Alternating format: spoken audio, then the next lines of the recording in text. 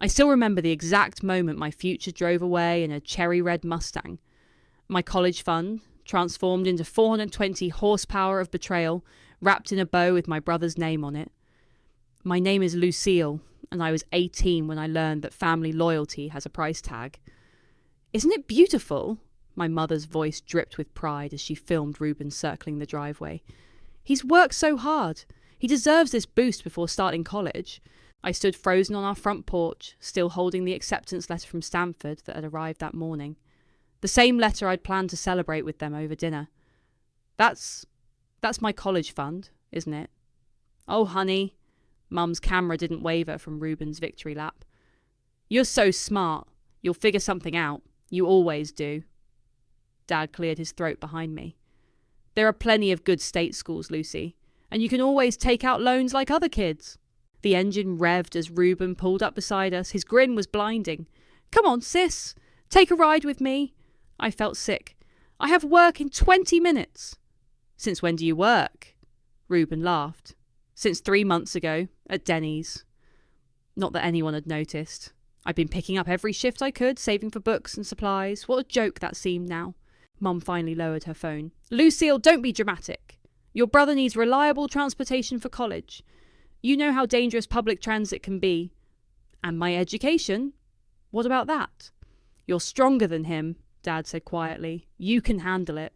I looked between them, Mum already turning back to Ruben, Dad avoiding my eyes, my brother gunning the engine of my future. Something inside me hardened.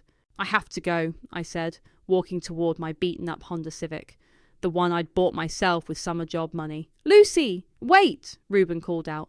We're having cake. Mum got your favourite. I stopped. My favourite is chocolate.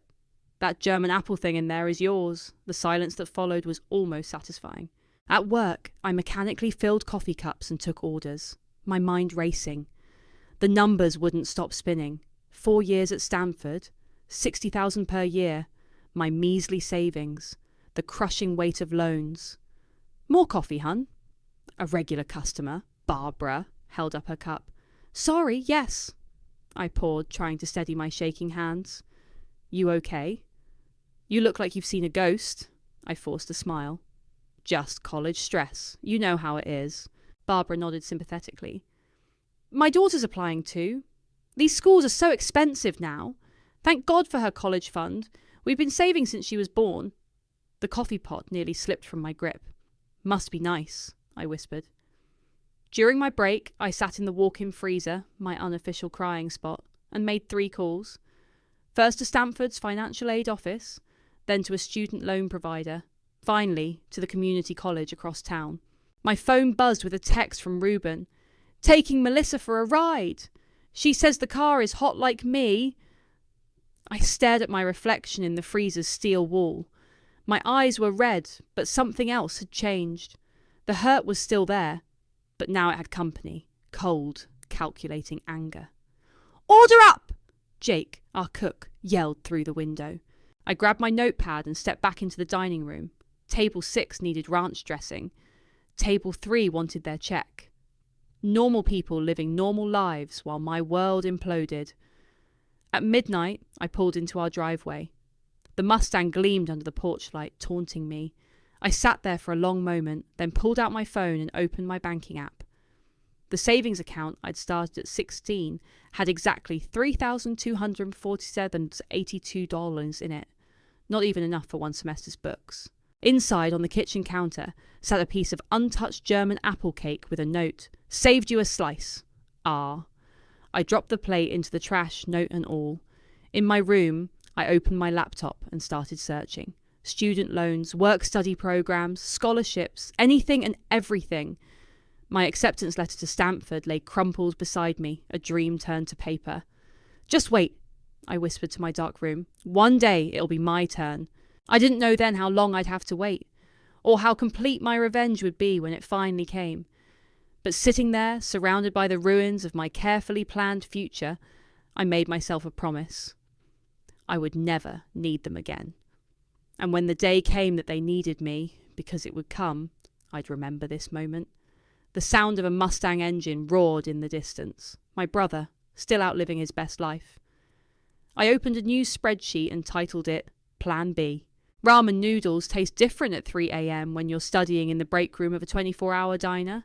They taste like necessity, like survival. "You look dead," Maria, the night cook, said as she dropped an extra egg into my cup. "Third all-nighter this week?" "Finals." I highlighted another paragraph in my economics textbook. Plus morning classes, then afternoon shift here, evening shift at the library, sleep is for the week. "Girl, you're going to break yourself." Maybe I already had. 6 months into community college and I was running on caffeine and spite. But my GPA was perfect and every spare dollar went into my transfer fund. Stanford might be out of reach, but I'd found a decent business program at State that would take me after 2 years. My phone buzzed. Mom again. "Ruben made Dean's list, having a little celebration dinner tomorrow. Coming home?" I typed back. "Can't. Sick. Studying for finals." 3 dots appeared then. "Always studying. You work too hard, sweetie. Learn to enjoy life like your brother." I turned the phone face down and went back to my textbook. The words blurred together. "Hey!" A guy in a wrinkled button-down appeared at my table, clutching his own textbook. "Mind if I join? Every other seat's taken." I gestured to the empty chair, not looking up. "I'm Alejandro. Suffering through business law. Economics. Lucille." "Ah, the dismal science." He pulled out his notes. "You're in Professor Williams' class, right? I've seen you there. Always front row, always prepared." "Someone has to be." We studied in comfortable silence until my break ended. As I stood to leave, he said, "There's a study group meeting at the library tomorrow. You should come." "Can't. Working." "Both jobs?" I paused. "You know about that." Like I said, I noticed things. The group meets Thursdays too. For some reason I found myself saying, "Thursday's work." The study group became my lifeline. Alejandro brought coffee and actually funny jokes. Others brought notes and sympathy. For 3 hours each week, I felt almost normal. Until the holiday photos started arriving. "Look where your brother is." Mum's text showed Ruben on a ski slope in Aspen, perfect smile gleaming. His friend's family invited him for winter break. I was in the walk-in freezer again, but not for crying this time, just for quiet. "Lucille." It was Barbara, my regular customer. "Honey, are you okay?" "Fine." I wiped my face. "Just inventory." She wasn't buying it. "Come sit with me. I'm on break too." At her table, she pushed a piece of pie toward me. "Talk." So I did. About the college fund, the car, the endless shifts. About watching my brother's perfect life unfold on social media while I calculated how many hours of work equaled 1 textbook. "You're angry," she said finally. "I'm tired." "No." Her eyes were kind but firm. "You're angry. And you should be." Something in me cracked. They act like I'm some kind of robot, like I don't need help or support or just a damn phone call that isn't about Ruben. Then stop answering their calls. I looked up. "What?" "You're killing yourself trying to prove something to people who aren't even watching. Stop. Focus on you." That night, I missed 3 calls from Mum about Ruben's latest adventure. Instead, I went to the library with Alejandro. "You seem different," he said as we studied. "Good different." "Lighter," he smiled, "like you finally put down something heavy." My phone buzzed again. "Mom, why aren't you answering? Ruben has big news." I turned off the phone. "Very good different," Alejandro said. The semester ended. I aced my finals. No one came to see my grades posted. No celebration dinner. Just me and my 2 jobs and my slowly growing transfer fund. But something had shifted. The anger was still there, but it wasn't eating me alive anymore. It was hardening into something else, something focused. "You should come home for Christmas," Mum tried again. "Ruben misses you." "Can't," I texted back. "Picked up extra shifts, saving for next semester." "Always about money with you," she replied. "Family should come first." I stared at those words for a long time before typing, "Yes, it should." Then I blocked their numbers. Alejandro found me in the library later. "Want to get coffee? You look like you could use a break." "Actually," I said, "I could use a friend." He smiled. "You've already got one." Outside, snow was falling. Somewhere in Aspen, my brother was probably still skiing. But for the first time in months, I didn't care. I had my books, my jobs, my perfect GPA, and now maybe a real friend. It wasn't much, but it was mine. Graduation day at State University. My name echoed across the auditorium. Lucille Newman, summa cum laude. I crossed the stage, accepted my diploma, and searched the crowd. They were there, third row, centre, looking uncomfortable and out of place. Mum fiddling with her phone, Dad checking his watch, Reuben holding up his camera with visible boredom. "Smile, sis," he called out, barely looking through the viewfinder. I didn't. After the ceremony, they found me in the crowd. Mum's hug was stiff, performative. "We're so proud," she said, eyes already scanning the parking lot. "Though you could have picked a shorter ceremony, Reuben's missing an important networking event to be here. Nobody asked him to come." "Family supports family," Dad muttered, but wouldn't meet my eyes. Reuben lowered his camera. "Got some great shots. I'll post them on my new lifestyle blog. My followers will love the whole supportive brother angle." I stared at him. "You're what?" "My brand. I'm becoming an influencer. You know, luxury lifestyle content. Mum and Dad helped me set up my studio." Of course they did. "Speaking of support," Mum cut in, "we should discuss your plans. Moving back home would help you save money while you job hunt." "I start at Morgan Stanley next month, in Chicago." Silence. "Chicago?" Dad frowned. "That's so far." "That's the point." More silence. "Well," Reuben said brightly, "at least let me post these pics. Family success story and all that." "No?" "Come on, it'll be great content." "I said no!" I turned to leave, but Mum grabbed my arm. "Lucille, don't be difficult. Your brother's trying to build something here." I pulled away. "Goodbye, Mom." "That's it," Reuben called after me. "No celebration dinner?" I kept walking. 2 weeks later, I was unpacking in my tiny Chicago studio when my phone rang. Unknown number. "Is this Lucille Newman?" "Yes." "This is Margaret Walsh from First National Trust. I'm calling about your Aunt Patricia's estate." I sat down. "I'm sorry, my what?" "Your Aunt Patricia. She passed away last month. She left you a small trust fund." "There must be a mistake. I don't have an Aunt Patricia." "Patricia Newman? Your father's sister?" Memory flickered. A Christmas card once, years ago. Dad had thrown it away, muttering about family disappointments. The trust wasn't huge, $40,000, but it was mine. No strings, no guilt, no family drama, just a gift from someone who'd apparently understood what it meant to walk away. I called Alejandro that night. He'd moved to New York after graduation, but we still talked weekly. "A secret aunt?" He laughed. "That's some telenovela stuff right there." "Dad never mentioned her." I had to Google her obituary. I paused. "She was a financial advisor. Built her own firm from nothing. Sounds familiar." "She never married, never had kids. Dad called her selfish." "Also sounds familiar?" "Shut up." But I was smiling. I just wish I'd known her.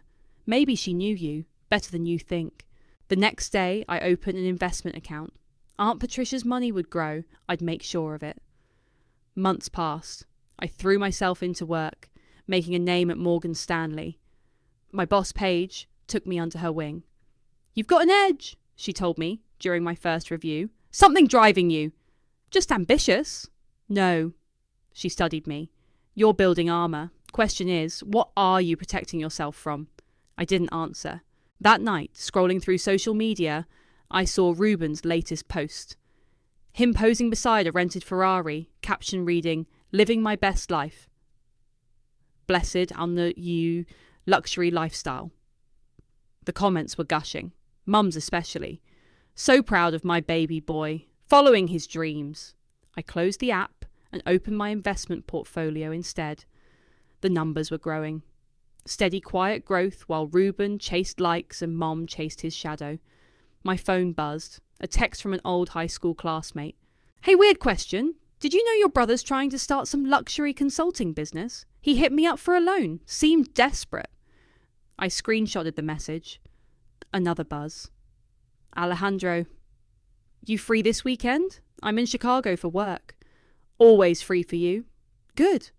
Because I have news about that real estate law project I mentioned." I smiled. Alejandro had been dropping hints about some opportunity, something that would need my financial background. "Buy me dinner," I texted back, "and I'll listen to your pitch." My phone lit up one more time. Mum. Thinking of you. Ruben's having a brand launch party next month. He'd love to have his successful sister there for photos. I didn't respond. Some bridges aren't worth rebuilding.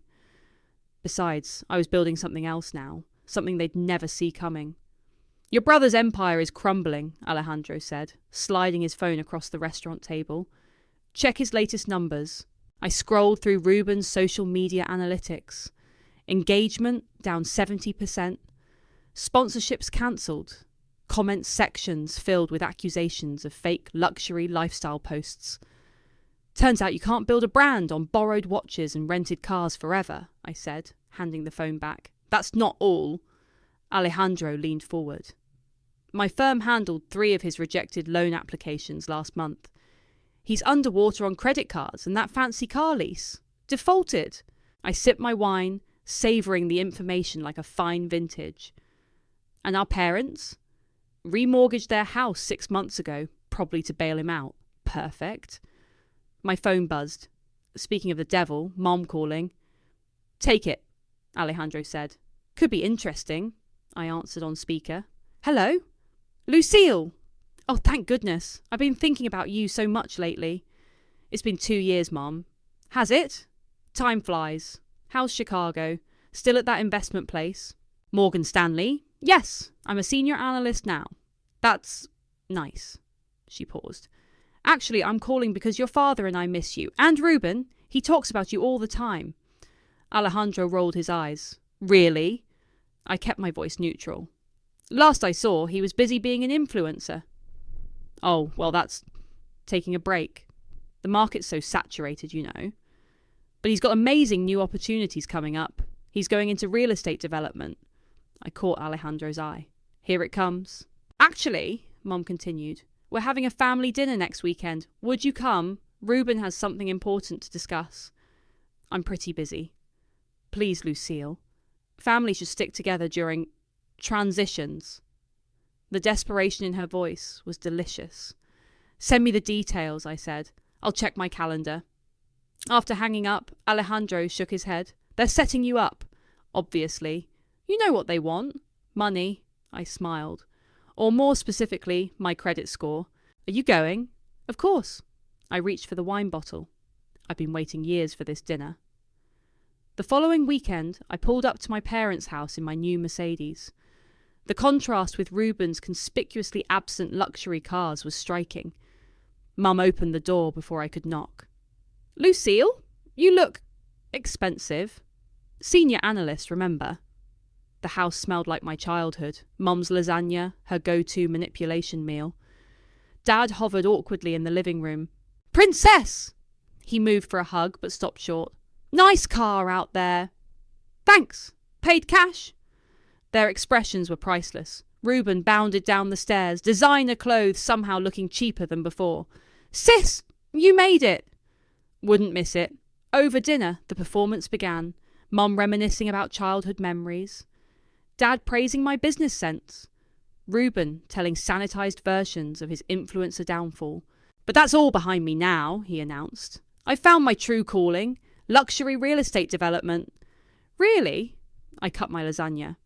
Interesting market for that. That's what I wanted to discuss. He leaned forward. I found this amazing property. Waterfront, modern design, incredible potential. The perfect starter mansion for my new brand. Mum beamed. Dad studied his plate. Sounds expensive, I said. Well, yes. Ruben laughed nervously. But with the right investment partners. He means family partners, Mum interjected. Supporting each other's dreams. I set down my fork. How much?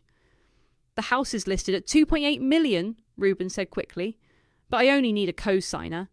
The bank loves my business plan. They just want extra security. Because of your credit score? Silence fell. Lucille, Mum warned. No, it's okay, Ruben said. I've had some setbacks, but this is different. This is real investment, not social media stuff. I've learned my lesson. Have you? People make mistakes, Dad finally spoke. Family helps family recover. I looked around the table. Mum's pleading eyes, Dad's discomfort, Ruben's practiced sincerity. 3 people who'd never helped me recover from their mistakes. Send me the paperwork, I said. I'll review it. Really? Ruben's face lit up. Really? Alejandro's text read later that night. Trust me, I replied. Everything's going according to plan. My phone buzzed again. Mom. Thank you for considering this. You've always been the strong one. I thought of Aunt Patricia's trust fund, quietly multiplied through careful investment, of the connections I'd built at Morgan Stanley, of the legal groundwork Alejandro had laid. Yes, I texted back. I am. Strong enough to wait for the perfect moment, strong enough to make it hurt. This is it! Ruben spread his arms wide, spinning in the empty great room of the waterfront mansion. My future empire starts here. The real estate agent, Tracy, hovered nearby with a practised smile. The views are spectacular, and the private dock can accommodate up to a 50-foot yacht. Mum touched the marble countertops reverently. It's perfect for your brand relaunch, honey. I walked to the floor-to-ceiling windows, studying the water below. What's the asking price again? 2.8 million, Tracy said. But there's already been significant interest from qualified buyers. I turned, eyebrow raised. Tracy's smile flickered. Lucille, Mom hissed. Don't be rude. Just doing due diligence. I pulled out my phone. Mind if my attorney reviews the paperwork? Attorney? Ruben's confidence wavered. It's a standard mortgage, sis. Alejandro specialises in real estate law. He's on standby. Mum intervened smoothly. Let's discuss details over lunch. I packed your favourite. Remember those picnics we used to have? German apple cake? I asked innocently. She flushed. Well, no, but... Tracy, I cut in. Could you walk me through the property taxes and HOA fees? The numbers were exactly what I expected. Astronomical. Ruben's eyes glazed over as Tracy detailed the costs, but I caught every figure, every trap. Perhaps we should discuss financing, Tracy suggested diplomatically. Ruben brightened. My sister's a financial genius. Senior analyst at Morgan Stanley. Really? Tracy's interest sharpened. And you'll be co-signing? We're reviewing options, I said. My phone buzzed. Alejandro. Got the preliminary paperwork. This is worse than we thought. Call me. Excuse me, I stepped onto the balcony. Work call. It's a disaster, Alejandro said when I answered. The down payment alone would drain him. Monthly payments are triple his documented income. Perfect. Lucille? Are you sure about this? I watched through the window as Ruben gestured excitedly, probably planning where his YouTube studio would go. Absolutely sure. Back inside, Mum was already planning the housewarming party. Dad had finally arrived, looking uncomfortable as usual. There you are. Ruben grabbed my arm. Come see the master suite. It's influencer heaven. The bedroom was bigger than my first apartment. Ruben bounced on the massive bed while Tracy detailed the custom closets. Just imagine the content I could create here, he gushed. My followers will go crazy. All 12,000 of them, I muttered. What? Nothing, I smiled. When do you need an answer about co-signing? Tracy stepped forward. The sellers want to move quickly. Perhaps we could... Let's discuss it over dinner, Mum interrupted. I made reservations at that lovely Italian place. At the restaurant, the performance reached its peak. Mum ordered expensive wine. Dad actually participated in conversation. Ruben was on his best behaviour. Remember when Lucille used to help me with math? He said, laying it on thick. She always knew how to explain things. You were a terrible student, I replied. But you never gave up on me. He raised his glass. To family! Mum wiped away a tear. Dad cleared his throat. My phone buzzed again. Alejandro. Modified contract ready. Just say when. Speaking of family, Mum set down her wine. We should discuss the practical details. Yes, I said. Let's. The bank needs some reassurance, Ruben began. Just a signature, really. You won't be responsible for anything. Except if you default. Silence. Which won't happen, Mum jumped in. Your brother has learned so much from his experiences. Has he? I turned to Ruben. Tell me about your business plan. Well, luxury real estate content is huge right now. I'll do house tours, lifestyle videos, maybe some coaching. With what audience? I'm rebuilding. This house is the foundation. Of more debt?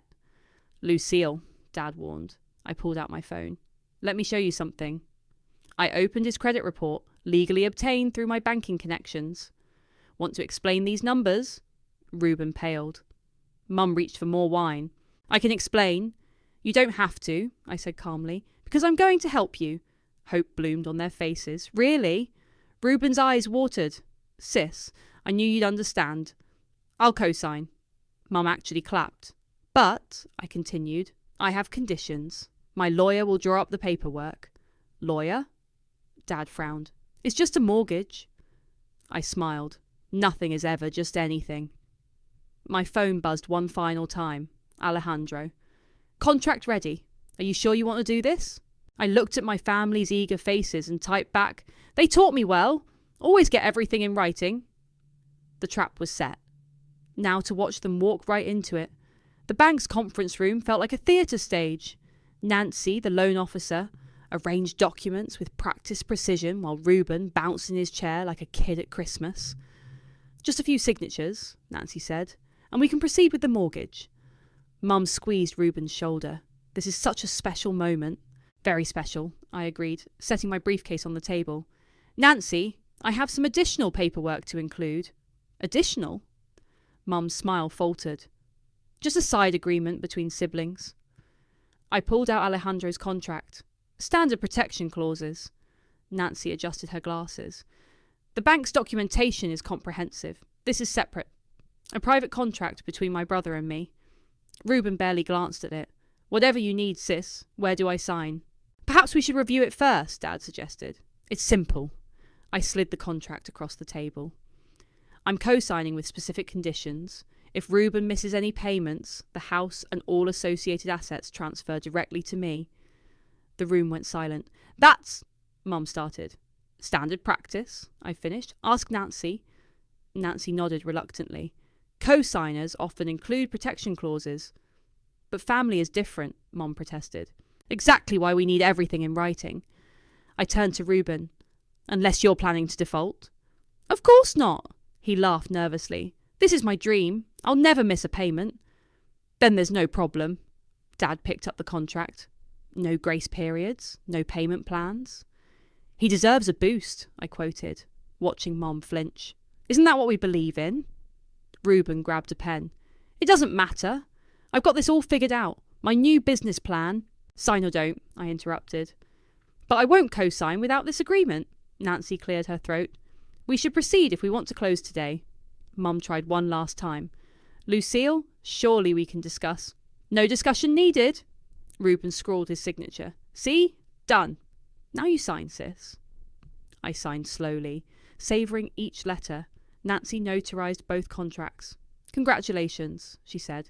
You're now officially co-owners of 47 Lakefront Drive. Reuben whooped and hugged me. This is going to be amazing. Wait till you see what I do with the place. I patted his back stiffly. I'm sure I will. Outside the bank, Mum pulled me aside. That contract was cruel. Cruel would be enabling him without consequences. We're family. Yes, I cut her off. We are. And family deserves honesty, right? So honestly, Mum, he'll default within 6 months. You don't know that. His credit report says otherwise. His failed business says otherwise. But don't worry. I'll take good care of the house when it's mine. She stepped back like I'd slapped her. You planned this. Did I? Or did you teach me how family helps family? Dad appeared behind her. The realtor's waiting, Catherine. I watched them hurry to their car. Mum already on the phone, probably planning the housewarming party. Reuben was taking selfies by the bank's sign. My phone buzzed. Alejandro. Done? Signed and notarised. You know he'll never keep up those payments. That's the point. What happens when they figure it out? I watched Reuben pose for another photo. They won't. Not until it's too late. That night, I received dozens of messages. Photos of Reuben with his new house keys. Mum's lengthy thank you text about family bonds. Dad's awkward attempt at an emoji. I ignored them all and opened my investment portfolio instead. The numbers were solid. More than enough to cover the mortgage when, not if, Reuben defaulted. Paige, my boss, had questioned my strategy over lunch last week. You're risking a lot on revenge, she'd said. Not revenge, I'd corrected. Investment. Now watching Ruben's first house tour video go live, incredible mansion tour, my new life begins. I felt nothing but calm certainty. The video showed him bouncing through empty rooms, making grand plans. And here's where the streaming setup will go. Once the brand deals start rolling in, comments were already appearing. How can you afford this? Didn't your last business fail? Is this another fake flex? I closed the app and texted Nancy. Keep me updated on the payment schedule. Will do, she replied. Though between us, I give it 4 months max. I smiled and opened my calendar, counting the days until the first mortgage payment was due. Ruben had no idea he'd just signed away his future. But then again, he'd never understood the true cost of things. That was about to change. The first payment bounced exactly 47 days after closing. Just a bank error! Ruben's voice crackled through my phone. I'll fix it tomorrow. The second payment never came. By day 90, Nancy's updates became daily. Final notice sent. No response to calls. Foreclosure proceedings beginning. On day 103, Mum called. He's trying his best, she pleaded. The brand deals fell through, but he has leads. The contract was clear. He just needs more time. Your father and I could help, but after remortgaging our house for his last venture. Not my problem. He's your brother. Was he my brother when you spent my college fund on his car? Silence. Then quietly, you've been waiting for this, haven't you? 4 years, 2 months and 17 days, but who's counting? The foreclosure notice arrived on a Tuesday. I had it framed. Ruben's social media went dark after his tearful emergency truth about my mansion video flopped. The comments were brutal. Called it another fake influencer. Must be nice having rich parents to bail you out. Karma's real, bro. On day 120, I pulled into the mansion's circular driveway. Ruben's latest borrowed luxury car was gone, replaced by our parents' aging sedan. Mum opened the door before I knocked. Her eyes were red. Here to gloat? Here to collect? Dad appeared behind her. The lawyers say we might have grounds to contest. No, I cut him off. You don't. But please, waste more money trying. The house was a mess. Half-finished influencer rooms with ring lights and backdrop walls, empty energy drink cans, unpaid bills scattered across imported marble counters. Where's Ruben? Upstairs, Mum whispered. Packing. I climbed the sweeping staircase, each step echoing with satisfaction. Found him in the master suite, surrounded by designer clothes with tags still attached. Come to kick me out personally? The sheriff will handle that next week. He looked up, eyes wet. I really thought I could do it this time. No, you didn't. You thought someone would save you, like always. Mum and Dad are broke because of you. I'll pay everyone back. I've got new opportunities. Stop! I held up my hand. Just stop, he deflated. What happens now? Now? I smiled. Now you leave. The house is mine. You planned this. Yes. Why? I walked to the window, my window now. Remember that red Mustang? What? That was years ago. That was my future you drove away in? This? I gestured around the room. This is Karma. It was just a car. No. I turned back to him. It was a choice. Mom and Dad chose you over and over, and now I'm choosing me. The doorbell rang. That's my attorney, I said. Time to sign the transfer papers. I could fight this. With what money? Downstairs, Alejandro had spread documents across the kitchen island. Mum was crying softly. Dad stared at his shoes. Sign here, Alejandro pointed. And here. Initial here. Ruben's hand shook. What about my stuff? You have 48 hours to remove personal items, Alejandro replied. Anything left becomes Ms. Newman's property. Mum stepped forward. Lucille, please. Don't! My voice could have frozen fire. Don't you dare ask for mercy now. We're your family. No. You're the people who taught me that family means nothing without leverage. Ruben signed the last page. Alejandro notarized it. It's done, he announced. I picked up the papers. You can all leave now. Where am I supposed to go? Ruben asked. There's always the guest room at Mom and Dad's. Oh, wait. I pretended to remember. They remortgaged the house for your last failure, didn't they? Mum grabbed her purse. You've become cruel. I've become successful. Isn't that what you wanted? They filed out slowly, Reuben last carrying one designer duffel bag. Sis! He tried one more time. I'm sorry about the car. About everything.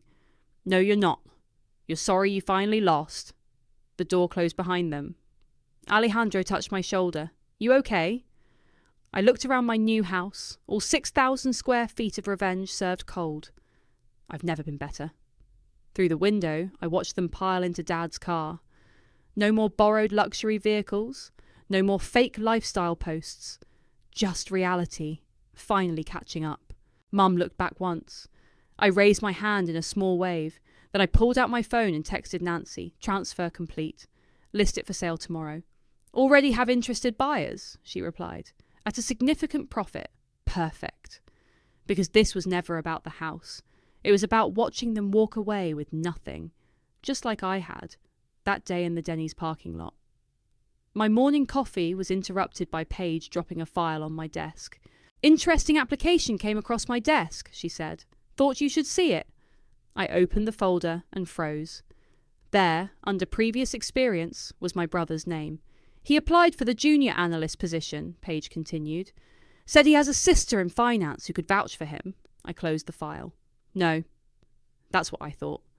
She perched on my desk. But there's more. Your mother left 3 messages with HR about setting up an interview. Of course she did.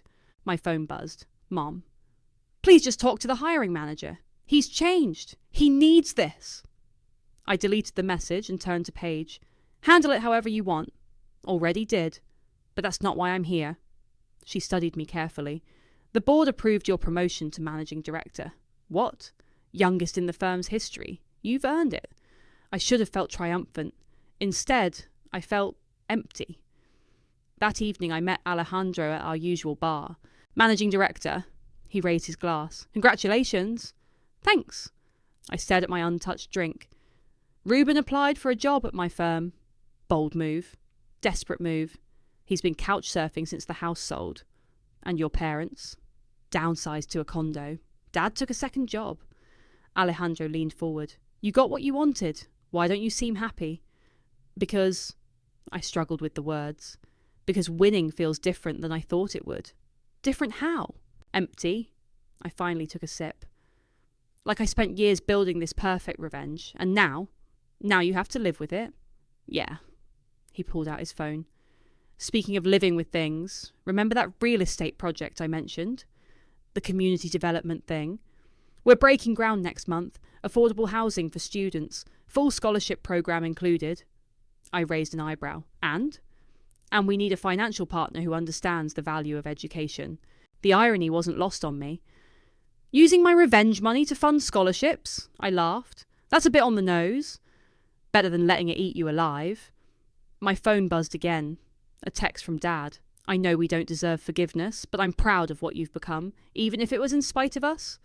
Then another. Your Aunt Patricia would be proud too. I showed Alejandro the messages. Well, he asked. Well, what?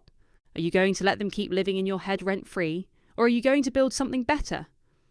I thought about my new office, the promotion, the empty victory.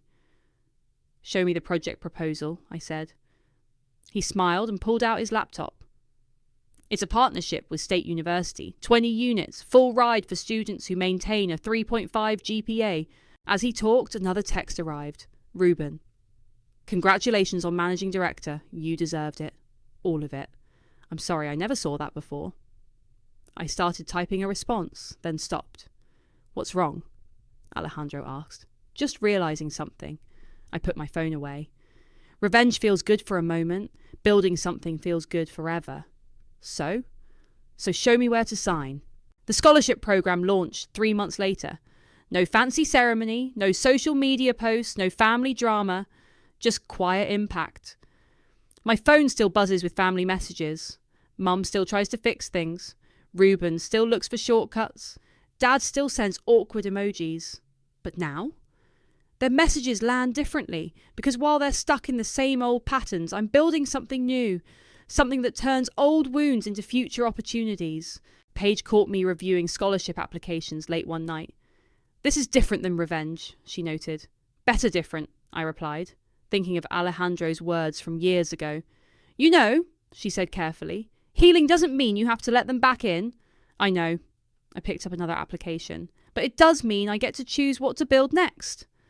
My phone buzzed. Another text from Ruben. Got a job, a real one. Starting at the bottom this time. For the first time in years, I wrote back. Good. It wasn't forgiveness. It wasn't family reunion time. It was just letting go. Because sometimes the best revenge isn't revenge at all. It's building something so good, so solid, that the past becomes nothing but a foundation for something better. I signed the last scholarship approval and looked out my office window at the city lights. Somewhere out there, my brother was starting over. Somewhere out there, my parents were learning hard lessons. And here I was, finally building something that wasn't about them at all. It was about what came next. And for the first time in a long time, that felt like enough.